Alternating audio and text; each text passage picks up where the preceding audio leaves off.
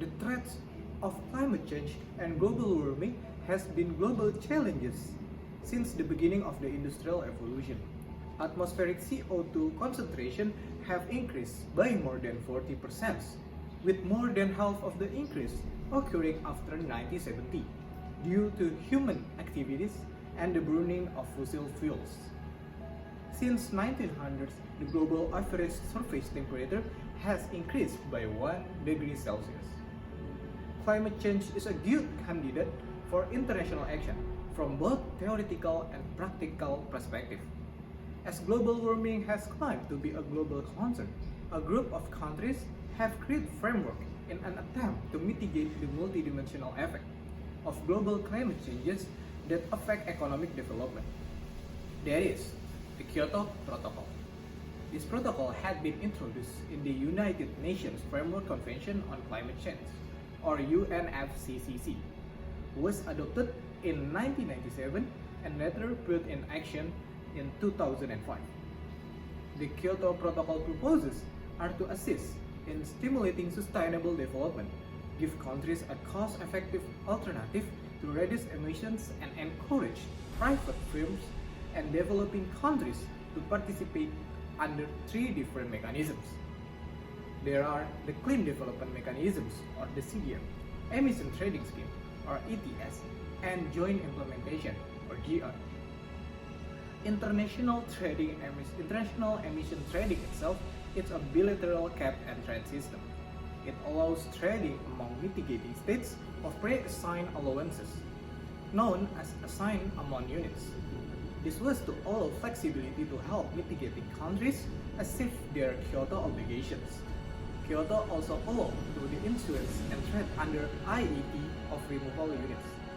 These units represents a ton of global greenhouse gases absorbed due to land use change and forestry, for instance, as a result of reforestation. The cap-and-trade approach towards reducing carbon emission, although controversial at its inception in 1972, is currently widely acknowledged by the academic and policy-making communities as a legitimate regulation. In practice, this system has successfully and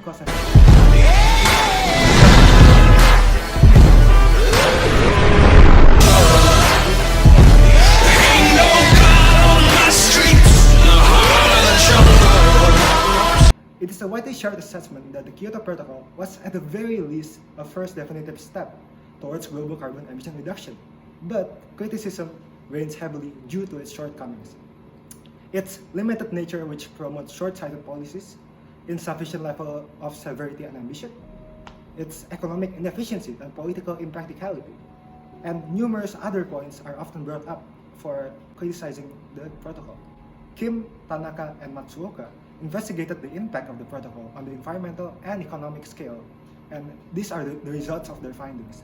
First of all, Annex 1 parties, which are countries that are industrialized and economies in transition that has ratified the protocol, had greater reduction in CO2 emissions when compared to non-parties between 2005 and 2008.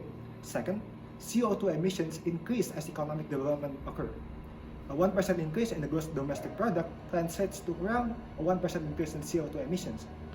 Thirdly, Annex 1 parties had lower economic growth than comparable non-parties, specifically after taking part in the treaty for a certain amount of time. Now, two problems arose from this. Firstly, the negative effect towards economic growth must be minimized for the protocol to be sustainable and more attractive for countries that have yet to join. Secondly, although the protocol has proven to reduce CO2 emissions, it is not nearly enough in that regards. Now, even though this may seem a daunting task to undergo, an international treaty of this magnitude, which aims to reduce emissions of a harmful substance globally, has been done before, and in a very, very successful manner, in fact. That is, the Montreal Protocol on Substances that Deplete the Ozone Layer, or for short, the Montreal Protocol. Now, widely held as the most successful international treaty in history, this protocol has achieved its target of reducing ozone-depleting substances, which results in a very apparent recovery of the ozone layer hole. Moreover, a lot of the chemicals that were reduced by this treaty are actually powerful greenhouse gases, so in that regard, this actually assists the Kyoto Protocol in achieving its goals.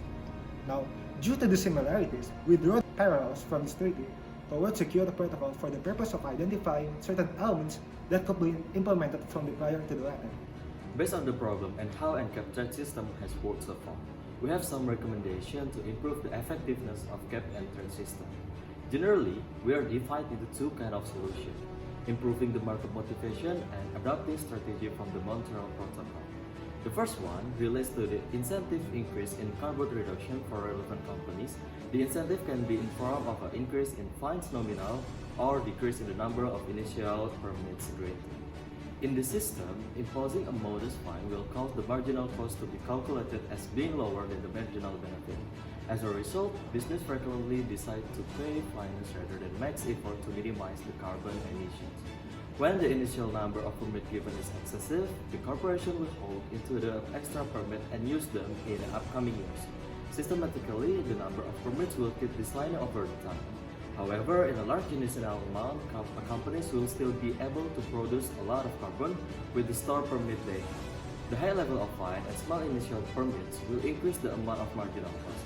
It makes firms put a strong effort to decreasing the carbon rather than pay the cost. The second solution is strategy from the Montreal Protocol. Those are creating multilateral fund and establishing an implementation committee. To help developing nations execute the cap and trade system effectively, multilateral fund aim to give a financial and technical support. In this way, the goodwill and commitment expressed by the participating nation can continue and be appropriately carried out. The implementation committee is charged for gathering, analyzing, and disclosing any development between the Secretariat and participating countries. The committee also mandated to maintain, in a particular for the purpose of drawing up its recommendation and exchange of information. Lastly, what is also important in the implementation of international contraction is the openness to amendment and improvement related to the content of the agreement. We believe that some of these recommendations can significantly increase the effectiveness of the implementation of the cap and trade system in the Kyoto Protocol. I think that is for us from the Billie team. Thank you for watching.